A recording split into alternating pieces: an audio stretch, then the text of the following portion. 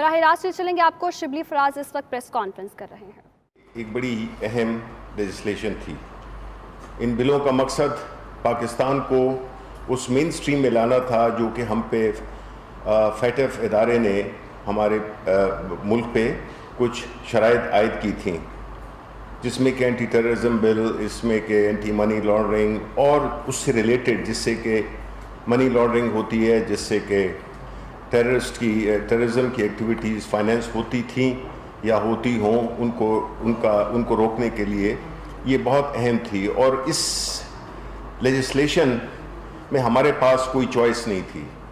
یہ ایک ایسی لیجسلیشن تھی جو کہ ہم پہ عائد کی گئی تھی، جس کی بنیادی وجہ یہی تھی کہ ہمارے ملک میں ماضی میں اب ہمارے حکمران منی لانڈرنگ میں انوالو تھے، اور ان کی ان ایکٹیویٹیز کی وجہ سے ظاہر ہے کہ جب وہ انوالو تھے تو انہوں نے نہ کوئی ایسی قانون سازی کی جس سے کہ اس کو روکا جا سکے، نہ کوئی ایسے اقدامات کیے جس سے کہ ادارے اس بیماری کو روکیں.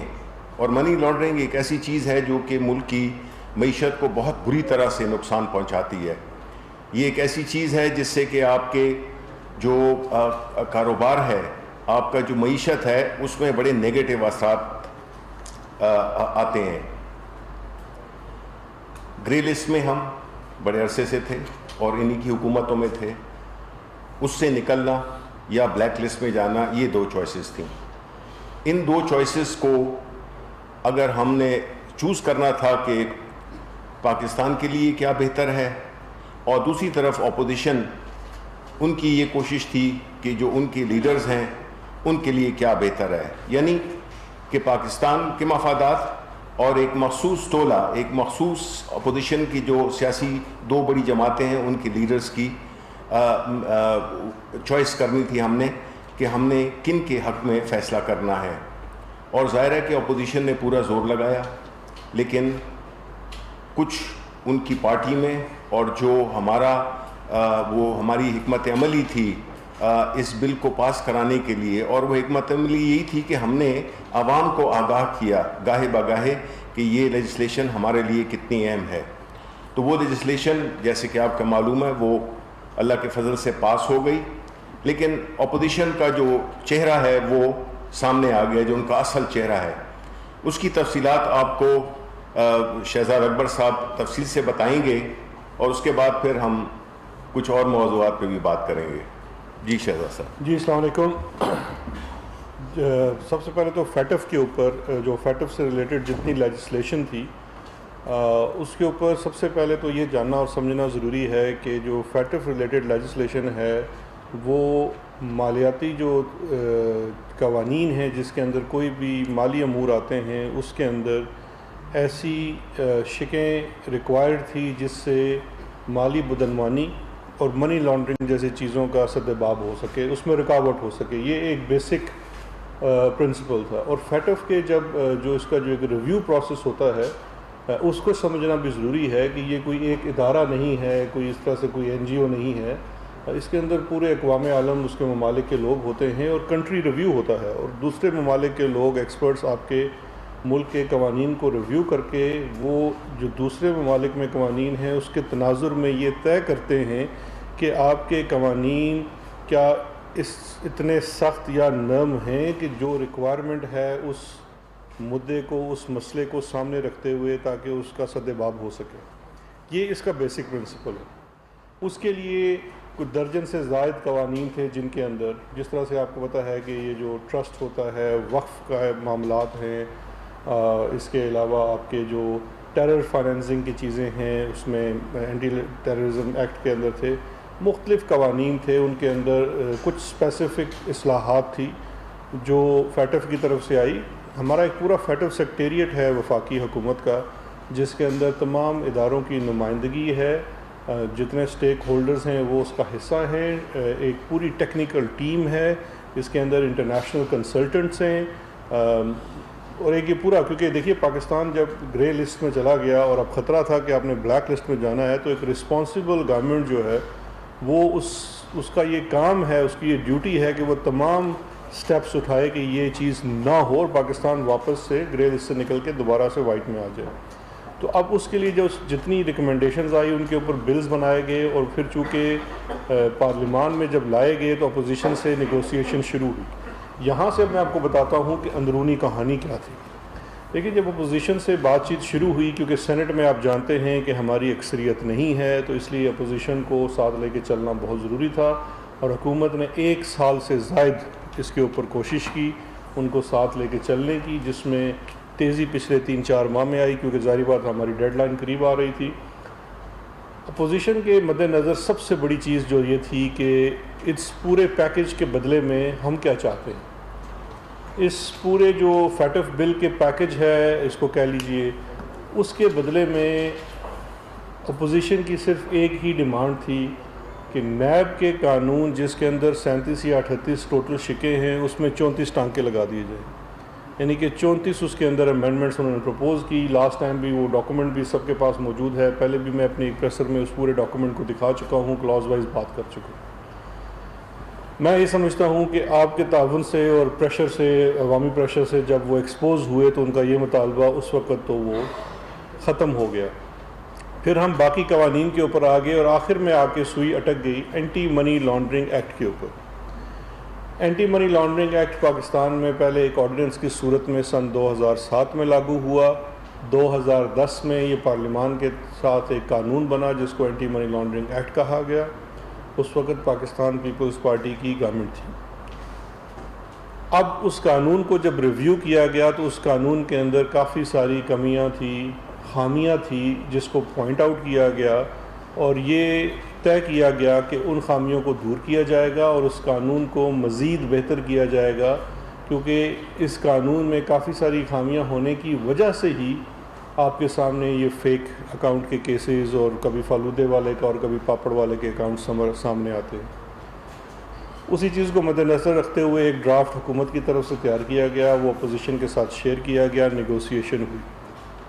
اب دیکھیے، اب یہ جب عاملہ کی امینڈمنٹ آئی تو اس میں 3 پارٹیاں آپ سمجھ لیں، 3 پارٹیز ہیں۔ ایک اس کے اندر فیٹف ہے جس نے بالکل ان رائٹنگ اپنی ایک بکلیٹ کی صورت میں چیزیں دی ہوئی ہیں کہ ہماری کیا ریکوائرمنٹ ہے، کیا چیزیں ہونی چاہیے آپ کے قانون کے اندر۔ ان کا مقصد کیا ہے کہ اینٹی منی لانڈرنگ جو ہے اس کے قوانین پاکستان کے اندر سخت ہوں اور منی لانڈرنگ کا سدباب ہو سکے، یہ فیٹف کی منشا ہے۔ دوسری پارٹی گورنمنٹ ہے۔ گورنمنٹ کی کیا منشا ہے؟ بالکل یہی منشا ہے، پاکستان تحریک انصاف کا تو منشور ہی منی لانڈرنگ کے خلاف کام کرنا اور احتساب کرنا ہے، تو ہم بھی یہ چاہتے تھے کہ اس کے اوپر زیادہ سختی بھی ہو اور ان چیزوں کا سدباب بھی ہو۔ ایک اور چیز جو ایز پاکستانی اور پاکستان کے سٹیک ہولڈر ہونے کی مناسبت سے پی ٹی آئی کی گورنمنٹ چاہتی ہے کہ پاکستان گرے لسٹ سے نکلے، وہ اقوام عالم کے ساتھ بالکل کندھے سے کندھا ملا کے کھڑی ہو سکے اور یہ کہہ سکے کہ ہمارے ملک میں بھی قوانین اور جتنی اس کے اوپر امپلیمنٹیشن ہے وہ کسی بھی دوسرے ملک جیسی ہے، اور ہمارے ہاں کسی بھی قسم کی بدعنوانی یا منی لانڈرنگ برداشت نہیں کی جا سکتی۔ تیسری اس کی پارٹی ہے اپوزیشن۔ ان تمام چیزوں میں سے اس پوری نیگوسیشن کے دوران مجھے تو بالکل یہ صاف میرے لیے ظاہر ہو گیا کہ اپوزیشن کے مد نظر ان میں سے کوئی بھی چیز نہیں ہے۔ ان کے مد نظر کیا تھا؟ ان کی انٹینشن بڑی واضح ہے، اور ابھی میں آپ کو پیپر سے دکھاؤں گا کہ ان کی انٹینشن کیا ہے۔ ان کی انٹینشن تھی بڑی آسان سی کہ شہباز شریف اور اس کے خاندان کا ٹی ٹی والا کیس فوری طور پہ بند ہو جائے، آصف زرداری اور اس کے خاندان اور اس کے حواریوں کا فیک بینک اکاؤنٹس کے جتنے کیسز ہیں جو سپریم کورٹ نے جے آئی ٹی بنائی تھی اور اس کے نتیجے میں بنی، اور جو بھی ان میں سے کچھ کیسز اسلام آباد اکاؤنٹیبلٹی کورٹس میں چل رہے ہیں، وہ بند ہو جائیں۔ اور لگے ہاتھوں جو بڑے روئے روا بھی رہے اس کے اندر شاہد خاقان عباسی، انہوں نے کہا اس پوری ڈیل کے چکر میں میرے کیسز بھی بند ہو جائیں۔ اب دیکھیے، یہ جو کنسیشن وہ مانگ رہے تھے، وہ کنسیشنز یہ بڑی واضح ہیں، اور اس کنسیشن کو مانگنے کے لیے ایک بڑا پروپیگنڈا کی بھی مہم چلائی گئی اپوزیشن کے رہنماؤں کی طرف سے، جو کہ سراسر عوام کو گمراہ کرنے کی مہم تھی۔ پروپیگنڈا ہوتا ہی گمراہ کرنا ہے۔ ایک دو باتوں کے اوپر انہوں نے بڑا کانسنٹریٹ کیا، میں آج آپ کو ڈاکومنٹ دکھا دیتا ہوں۔ ایک انہوں نے کہا جی کہ حکومت جو اس کے اندر گرفتار کر کے لوگوں کو 6 ماہ کے لیے اندر ڈالنا چاہتی، جب انہوں نے یہ کہا تو مجھے تو بڑی پریشانی لاحق ہوگی کہ شاید میں اس قانون کو پڑھ نہیں سکا، بار بار ڈرافٹ کو پڑھا کہ مجھے کہیں اس میں سے نظر آ جائے کہ 6 مہینوں کے لیے کسی کو اندر ڈالنے کے لیے کوئی شک ڈال دی ہے اور ہمیں نہیں پتہ چلا، شاید کسی بیوروکریٹ نے ڈال دی، ہمیں سمجھ نہیں آئی۔ اچھا جی، اب دیکھیے 2 بلز ہیں آپ کے سامنے۔ ایک، اب تو یہ اپوزیشن نے اسمبلی میں ٹیبل بھی کیا تھا، جو جب وہ واک آؤٹ کر گئے تو پڑھ ہی نہیں سکے، ان کے ٹیبل کیے ہوئے بل کی یہ کاپی ہے نیشنل اسمبلی میں سے۔ ان کے ٹیبل کیے ہوئے بل کی کاپی کے اندر یہ کلاز 11 ہے۔ کلاز 11 میں سب سے اوپر ہے جناب شاہد خاقان عباسی، خواجہ آصف، مریم اورنگزیب، شہزہ فاطمہ، پھر نیچے دیکھیں تو یہ ڈاکٹر نفیسہ شاہ صاحبہ بھی ہیں، اور اس کے اندر یہ محسن شاہ نواز راجب، یہ جو امینڈمنٹس اپوزیشن کی طرف سے موو کی گئی۔ اب اس کلاز 11 میں جو قانون کی شک 16 ہے، ایگزسٹنگ قانون کی ہے، وہ ہے پاور ٹو اریسٹ۔ اس میں وہ کہتے ہیں کہ یہ شک اس میں شامل کر دی جائے، پاور ٹو اریسٹ۔ ایگزسٹنگ قانون میں یہ شک موجود تھی۔ گورنمنٹ کا جو بل ہے، گورنمنٹ کا بل جو پاس ہو کے اب ایکٹ بن چکا ہے، وہ یہ ہے جو اسمبلی میں پیش کیا گیا، کمیٹی سے بھی ہو کے آیا۔ اس کے اندر اگر آپ اس کی جو کلاز 11 ہے اس کو دیکھیے تو اس میں لکھا ہوا ہے اومیشن آف سیکشن 16، یعنی کہ پاور آف اریسٹ کا جو سیکشن 16 ہے اس کو ختم کر دیا جائے، اومٹ کر دیا جائے، مٹا دیا جائے۔ تو ہم تو منی لانڈرنگ کے اوپر اس کو اریسٹ کرنے کی جو منی لانڈرنگ کا ایکٹ پاور دیتا ہے، ہم تو کہہ رہے ہیں اس کو ہٹا دی جائے، کیونکہ وہ ضرورت نہیں ہے، کیونکہ منی لانڈرنگ کسی اور آفینس، پریڈیکیٹ آفینس کے ساتھ ملا ہوا آفینس ہوتا ہے۔ اسی قانون کے اندر 4-5 اداروں کا نام لکھ دیا گیا ہے کہ وہ اریسٹ کر سکتے ہیں۔ اگر نیب کا ہے تو نیب اپنے قانون کے تحت اریسٹ کرے گا، اگر ایف آئی اے کا ہے تو ایف آئی اے اپنے قانون کے تحت اریسٹ کرے گا، اگر وہ ٹیکس ایویژن ہے تو اریسٹ نہیں ہوگا کیونکہ اس کی اختیار نہیں ہے۔ اس قانون میں ہو سکتا تھا تو ہم نے تو اس کو بلکہ آسان بنا دیا۔ تو ایک تو ان کا پہلا یہ پروپیگنڈا ایکسپوز ہو گیا کہ ہمارے بل کے اندر، اور ابھی جو the bill as it stands in form of an act جو جوائنٹ سیشن سے ہوا، اس میں پاور آف اریسٹ تو ہم نے ڈیلیٹ کی ہے، آپ ڈلوانا چاہ رہے ہیں اس کے اندر۔ اس کے بعد دوسری کلاز جس کے اوپر یہ بہت زیادہ گمراہی پھیلانے کی کوشش کر رہے ہیں جتنے بڑے ارسطو ہیں، وہ ہے کوگنیزیبل اینڈ نان کوگنیزیبل کی۔ سب سے پہلے تو یہ سمجھنا ضروری ہے کہ یہ چیز ہے کیا کوگنیزیبل اور نان کوگنیزیبل۔ کوگنیزیبل اینڈ نان کوگنیزیبل کا آسان زبان میں اگر بتایا جائے تو اس کا مطلب ہے کہ کوگنیزیبل کا مطلب ہے قابل دست اندازی قانون، کہ ایک ایسا جرم جو جیسے ہی آپ کو پتہ چلے آپ اس کی فوری طور پہ ایف آئی آر بھی کر سکیں اور اس کے اوپر تفتیش بھی شروع کر سکیں۔ نان کوگنیزیبل وہ ہوتا ہے جس میں آپ کو پہلے عدالت جا کے پوچھنا پڑتا ہے کہ یہ کوئی اتنا سیریس اوفینس نہیں ہے، اگر عدالت کو برا نہ لگے تو میں اس کو انویسٹیگیٹ کر لوں۔ پاکستان کے قانون میں آپ کو درجنوں اوفینسز دکھا سکتا ہوں جو کوگنیزیبل ہیں۔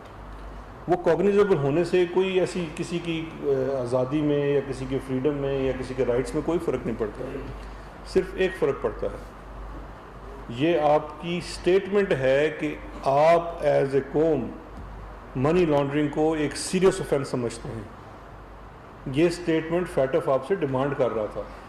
آپ کہتے ہیں آپ منی لانڈرنگ کے خلاف ہیں اور آپ کے ہاں تو یہ کوگنیزیبل اوفینس ہی نہیں ہے۔ دنیا کے تمام بیشتر ممالک میں منی لانڈرنگ کوگنیزیبل اوفینس ہے، آپ کے ہاں یہ نان کوگنیزیبل اوفینس ہے۔ تو یہ کلاز یہ کرنا چاہتے تھے جس کے اوپر ان کی بہت زیادہ ضد تھی، تاکہ اچھا اس سے نان کوگ سے کیا ہوتا ہے، فرق کچھ نہیں پڑتا۔ فرق پڑتا ہے کہ نان کوگز جو اوفینس ہوتا ہے اس میں آپ کی ٹائم ویسٹ ہوتا ہے، ادارے فوری طور پہ کام نہیں کر سکتے، اور جب آپ عدالت پہ چلے جاتے ہیں تو یہ بڑے تیز ہیں، آپ کو پتہ ہے ان کے وکیلوں کے نام تو آپ جانتے ہیں، میرے کولیگز ہیں، میں ان کو بدنام نہیں کرنا چاہتا، لیکن وہ کھینچنے کے ماہر ہیں، 12 سال کیس چلا لیتے، تو اس وجہ سے یہ اس کے پیچھے ان کے مد نظر تھا۔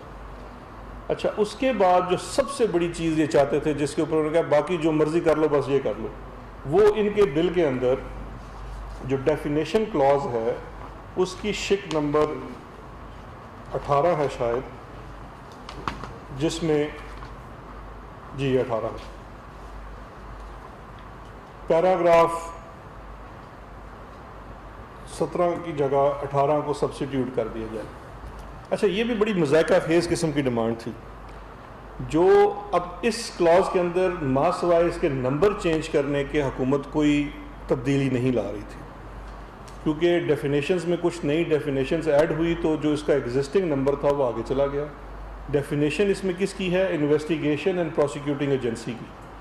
جو قانون 2010 میں بنا، پاکستان پیپلز پارٹی کے دور میں بنا، اس قانون کے اندر انویسٹیگیٹنگ اینڈ پروسیکیوٹنگ ایجنسیز تھی FIA، anti narcotics force, customs intelligence and investigation FBR، اور CTD کاؤنٹر ٹیررزم ڈپارٹمنٹ، اور نیشنل اکاؤنٹیبلٹی بیورو۔ یہ ایگزسٹنگ 2010 کے قانون میں تھے۔ آج اپوزیشن کا مطالبہ تھا کہ آپ اس میں سے نیب کو نکال دیں، اور نہ صرف اس میں سے نیب کو نکال دیں بلکہ یہ آپ دیکھ لیجئے اس کلاز کے اندر جو آگے ایکسپلینیشن میں نے ایک چیز ڈالی ہے وہ اس سے بھی بڑی مذاقہ خیز ہے، کیونکہ ان کی جو شب خون تھا نیب کے قانون کے اوپر 34 ٹانکوں کا، وہ ناکام ہو چکا۔ تو کسی جادوگر نے، ان کے پاس جادوگر بھی ہیں نا بہت سارے، کسی جادوگر نے ان کی امینڈمنٹ کے اندر ایک لائن ڈالی ہے، بڑی مزے کی ہے، ذرا سن لیجیے ایکسپلینیشن میں، کہ after deletion of NAB as investigation agency, Section 9 of NAB ordinance provided as an offence as item 10 in the schedule of predicate offences shall also stand deleted۔ کہ منی لانڈرنگ کے ایکٹ کے اندر سے گزر کے NAB کے act کے اندر سے ایک شیڈول مٹا کے ادھر سے بھی منی لانڈرنگ ڈائریکٹ بینیفیشری، ہم یہ کل بات مان جاتے تو آج صبح وہ امجد پرویز صاحب جاتے اور اکاؤنٹیبلٹی کورٹ نمبر جتنی بھی ہے لاہور میں، جہاں پہ TT کا کیس شروع ہو چکا ہے اور اب فرد جرم عائد ہوا ہے کہ ہونے والا ہے، اس میں جا کے درخواست ڈالتے کہ یہ لیجئے NRO ہو گیا ہے، آپ یہ کیس بند کر دیں، اب آپ اس کو نہیں کر سکتے، نیب میں سے منی لانڈرنگ ختم ہو گئی ہے، public office holder money laundering کر سکتا ہے۔ دوسری طرف میرے دوست خواجہ یہ اپنے فاروق نائک صاحب جاتے اسلام آباد والی کورٹ میں اور وہاں جا کے درخواست دیتے کہ یہ جو پاک لین والے، پارتھنان والے جتنے کیسز ہیں یہ بند کر دیجئے، کیونکہ اب آپ کے پاس اس کا اختیار نہیں رہا ہے، قانون عاملہ کا چینج ہو گیا جس کی وجہ سے نیب کا قانون بھی چینج ہو گیا۔ تو یہ تھی ساری جادوگری، یہ تھا پوری جو ہٹ گرمی جس کے اوپر اتنا شور ڈالا گیا کہ جیسے ان کو کوئی عوام کا دکھ ہے، جیسے کوئی عوام کا درد ہے، جیسے کسی کی آزادی سلب ہونے جا رہی ہے۔ اتنا جھوٹ میں نے اتنے تواتر سے ایک کنٹینیوٹی میں زندگی میں کبھی نہیں سنا، اور بڑے بڑے داڑھیوں والے لوگ یہاں پہ آ کے جھوٹ بولتے رہے، ان کو کوئی شرم بھی نہیں آئی اور کوئی حیا بھی نہیں آئی۔ مقصد جو تھا وہ عوام کو نہیں بتایا کہ اصل مقصد کیا تھا۔ تو یہ تو تھی اس کی اندرونی کہانی۔ اب اس اندرونی کہانی میں اور بھی بہت ساری چیزیں ہیں، آج کل میرے پر تو بہت زیادہ غصہ ہے ان سب کو، اور اس کی وجہ یہی ہے کہ میں نے ان کو بار بار بیٹھ کے نیگوسیشنز میں یہ کہا، میں ان کو کہتا تھا یار یہ آپ کیوں نکالنا چاہتے ہیں، نیب ڈالا بھی آپ نے تھا، اس دن نیب اچھی تھی، آج نیب بری ہوگی۔ وہ کہتے ہیں ہم سے غلطی ہو گئی تھی اس وقت، دیکھیں اب تو نکالنی پڑے گی۔ یہ نہیں تھا۔ اب ادارے کھل کے آزادی سے کام کر رہے ہیں تو تکلیف ہو رہی ہے۔ اب پاپڑ والے اور فالودے والے پکڑے جا رہے ہیں، بلکہ ان بیچاروں کو بھی ریلیف مل رہی ہے کہ گھر بیٹھے ہوئے تھے، اربوں پتی تھے، ان کو پتہ ہی نہیں تھا، اب ان کو پتہ چل گیا بیچارے ابھی بھی غریب ہی۔ دوسری جو چیز اس پہ شبلی صاحب تفصیل سے بات کریں گے، جو کل ہونے جا رہا ہے، جس کو میں تو کہتا ہوں کہ یہ جو کل ہونے جا رہا ہے یہ APC نہیں ہے جی،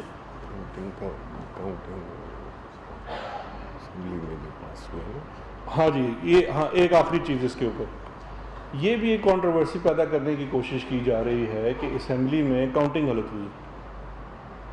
آپ مجھے خود بتائیے، یہ کیمراز کے دور میں اوپر میڈیا گیلری میں سارے صحافی بیٹھے ہوئے ہیں، کاؤنٹنگ غلط ہو سکتی ہے؟ جبکہ خود مانتے بھی ہیں ہمارے بہت سارے لوگ نہیں آئے۔ تو یہ ایک خواہ مخواہ قسم کی میں سمجھتا ہوں کہ خفت والی ہی بات ہے کہ کاؤنٹنگ پوری نہیں ہوئی۔ اور کاؤنٹنگ میں گنا گیا. اچھا باہر وہاں پہ ایک اعتراض یہ بھی اٹھا دیا گیا کہ مجھے اور بابر اعوان صاحب کو گن لیا گیا. ہم نے کہا ہم تو کسی گنتی میں نہیں آتے, ہمارے تو قانون میں لکھا ہوا ہے کہ ایڈوائزرز نہیں گنے جا سکتے. نہیں ہم تو دیکھیں ووٹ ہم نہیں دے سکتے نا جی, ہم ووٹ نہیں دے سکتے, ہمارے لیے سب سے بڑا یہ. تو وہ بھی اگر ان کو کوئی شک ہو, اچھا ان کے کہنے کے اوپر اسپیکر صاحب نے دوبارہ گنتی کروائی, 2 دفعہ گنتی ہوئی, پھر وہی نمبر آیا. تو اب بات یہ ہے کہ آپ خود ہی بھاگ گئے اور آئے نہیں, تو پھر اب اس میں ہمارا قصور تو نہیں ہے. یا ہو سکتا ہے ان کے ممبران نے اپنی ضمیر کی آواز سنی, کیونکہ ممبران تو جانتے ہیں ان کو کہ کیسے یہ پارٹی فنڈ کے نام کے اوپر وہ جی این سی میں پیسے ڈالتے رہے. پارٹی کے لوگوں کو تو اصلیت پتہ ہوتی ہے اپنے سربراہوں کی. اچھا جی, دوسرا جو کل یہ ایک ملزمان کی ہونے جا رہی ہے کانفرنس, اکٹھ ہونے جا رہا ہے. اب اس کے شرکا کے نام سن لیجئے. بلاول بھٹو ملزم, مریم نواز مجرم, نواز شریف مجرم, کنوکٹڈ ہے نا دونوں, شہباز شریف ملزم, بلکہ پتہ نہیں کتنے کیسوں میں ملزم, آصف زرداری ملزم, شاہد خاقان عباسی ملزم, احسن اقبال ملزم. تو یہ ہے کل ملزمان کا اجتماع. وہ جس طرح ہوتا تھا ہم اس کالج میں پڑھتے تھے تو پرچہ پہلے آؤٹ ہو جاتا تھا, تو میں ان کا آج پرچہ آؤٹ کر دیتا ہوں. کل جو انہوں نے مطالبے کرنے ہیں وہ میں آپ کو بھی بتاتا ہوں. مطالبہ نمبر 1, ملک میں احتساب کا عمل روک دیا جائے اور نیب کا نیا قانون بنایا جائے. ایک لائن ہونی ہے ان کے کل کے ضمیمے میں, میں آپ کو ابھی سے بتا دیتا ہوں. تمام سٹیک ہولڈرز کو آن بورڈ لیا جائے. اچھا میں اب ان کی کلیریفیکیشن کے لیے عرض کرتا چلوں, یہ جو میں نے نام لیے ہیں یہ سٹیک ہولڈرز نہیں ہیں, یہ ملزمان ہیں. یہ اگر یہ سٹیک ہولڈرز ہیں تو مجھے بتائیے کل اگر ہم قتل کے, مرڈر کے جب جرم کے قوانین کو تبدیل کریں یا اس میں کوئی بھی امینڈمنٹ کرنے جا رہے ہوں تو سٹیک ہولڈر اس میں سارے قاتل بن جاتے ہیں. ہم جیلوں میں جا کے ان سے کانفرنس کریں کہ مجھے بتائیے کہ قتل کے مقدمے کے لیے ہم کیسے کریں. آپ نیب کے ملزمان ہیں سارے, آپ سٹیک ہولڈرز نہیں ہیں. سٹیک ہولڈرز اس میں ادارے ہیں. نیب کا ادارہ ہے, جوڈیشری ہو سکتی ہے, پارلیمان ہو سکتی ہے, لیکن جو وہ والے پارلیمنٹیرینز جو ملزمان ہیں اس کے اندر, ان کو نہیں ہونا چاہیے. یہ سیدھا کانفلکٹ آف انٹرسٹ ہے. تو یہ اس لیے یہ سٹیک ہولڈرز نہیں ہیں. یہ مطالبہ جو کل سے نیا جنم لے رہا ہے 19ویں ترمیم, 19ویں آئینی ترمیم, یہ کل پرسوں بھی ایک ہوا اجلاس, اس میں بھی یہ تھا, بلاول بھی تھے اس میں.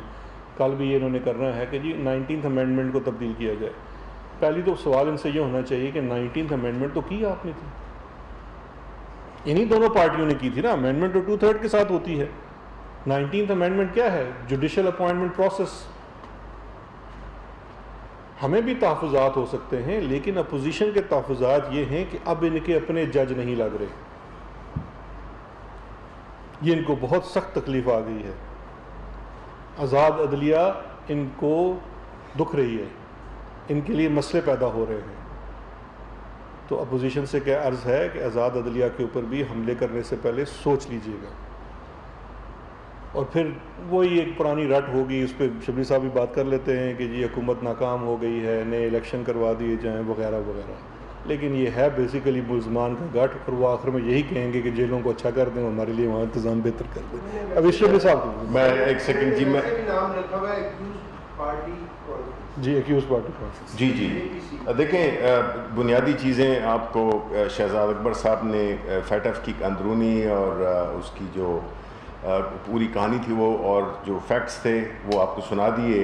بنیادی طور پہ جی دیکھیں, ان کی جو یہ ٹائمنگ تھی, ان کی جو اے پی سی کی جو ٹائمنگ تھی, وہ بنیادی طور پہ اسی پس منظر میں تھی کہ ان کو پتہ تھا کہ اگر یہ بل پاس ہو گیا تو پھر پتہ ہے کہ چور کی داڑھی میں تنکا, اس کو تو پریشانی ہوتی ہے کہ اگر یہ قوانین پاس ہو گئے تو ہمارا کیا بنے گا. اسی لیے یہ جو لسٹ انہوں نے پڑھی شہزاد اکبر صاحب نے ملزمان کی, یہ ان کا کٹ ہے. یہ بنیادی طور پہ مل بیٹھ کے یہ طے کریں گے کہ کس طرح سے اس ملک میں بدامنی پھیلائی جائے, کس طرح سے اس میں ایک کنفیوژن پھیلائی جائے, کس طرح سے اس میں لا اینڈ آرڈر کی سچویشن کریٹ کی جائے. اور یہ ہر حربہ استعمال کر رہے ہیں. بدقسمتی سے میں یہ سمجھتا ہوں کہ اس وقت عوام کو بڑی ہی کرٹیکل طریقے سے ان کو دیکھنا چاہیے, کیونکہ یہ مختلف چیزیں, کچھ ایسی چیزوں پہ بھی یہ کنفیوژن کریٹ کر رہے ہیں اور ایک ناامیدی پھیلا رہے ہیں جس میں کہ ہمارے ملک میں بہت سیریس مسئلہ ہو سکتا ہے. آپ کو چاہیے کہ ان کو آپ دیکھ لیں گے کہ کل جس طرح کہا گیا بالکل ان کی جو ڈیمانڈز ہوں گی وہ گھوم پھر کے اسی پہ آئیں گی. یہ تو پہلے دن ہی کہہ رہے تھے کہ حکومت ناکام ہو گئی ہے. جب پہلے خان صاحب نے تقریر شروع کی تو اس وقت انہوں نے کہہ دیا کہ یہ حکومت ناکام ہے. اب اسپیشلی ہر وہ اچھی خبر, ہر وہ سٹیپ, ہر وہ قانون سازی جو ملک کے لیے بہتر ہے, جو ملک کے اداروں کے لیے بہتر ہے, ملک کے عوام کے لیے بہتر ہے, اس ملک کے مستقبل کے لیے بہتر ہے, آنے والے جو ہمارے جو نوجوان نسل ہے ان کے لیے بہتر ہے, وہ ان کے لیے بری خبر ہے.